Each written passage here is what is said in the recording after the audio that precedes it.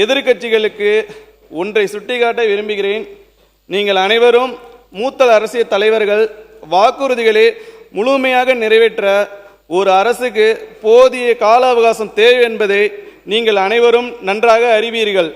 இந்த நிதிநிலை அறிக்கையை உண்மையில் யாரும் குறை கூறுவதற்கு குறை ஏதும் இல்லை.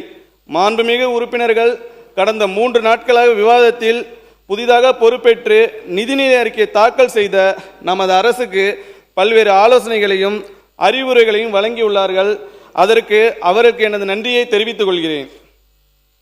எங்கள் மாண்புமிகு முதலமைச்சர் அவர்களின் தலைமையிலான இந்த அரசு பொறுப்பேற்று ஒரு சிறிய நகரமான கும்பகோணத்தில் கோபுரனை பார்த்து வளர்ந்த என்னை இன்று செயின் சார்ஜ் கோட்டையில் அமர்த்தி வேளாண்மை உழவு நலத்துறையின் அமைச்சராக பொறுப்பேற்க செய்து அழகு பார்த்தவர் நமது மாண்புமிகு முதலமைச்சர் அவர்கள் என்பதை நன்றியுடன் தெரிவித்து, வேளாண்மை உழவு நலத்துறையின் அமைச்சராக பொறுப்பில் அமர்த்திய உடனேயே விவசாயிகள் நலன் காப்பதை மட்டுமே நோக்கமாக கொண்டு செயல்பட வேண்டும் என எனக்கு அறிவுறுத்தினார்கள் நம் முதல்வர் அவர்கள்.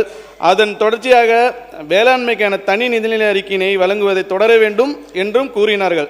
அவ்வாறே 2026-27 ஆண்டிற்கான வேளாண்மை நிதிநிலை அறிக்கை தயாரிப்பதற்கு முன் தமிழகத்தின் அனைத்து பகுதிகளுக்கும் சென்று விவசாயிகளின் கருத்துக்களை அறிந்து வருமாறு அறிவுறுத்தினார்கள் மாண்புமிகு முதலமைச்சர் அவர்கள்.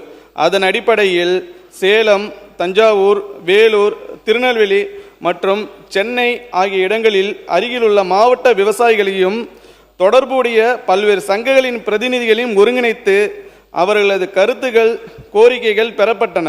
இக்கூட்டங்களில் இங்கே அமர்ந்திருக்கும் மாண்புமிகு எதிர்க்கட்சி உறுப்பினர்களும் கலந்து கொண்டு விவசாயிகளின் கோரிக்கைகளை கேட்டறிந்து கருத்துக்களை வழங்கினார் என்பதை நன்றியுடன் இந்நேரத்தில் தெரிவித்துக் கொள்கிறேன்.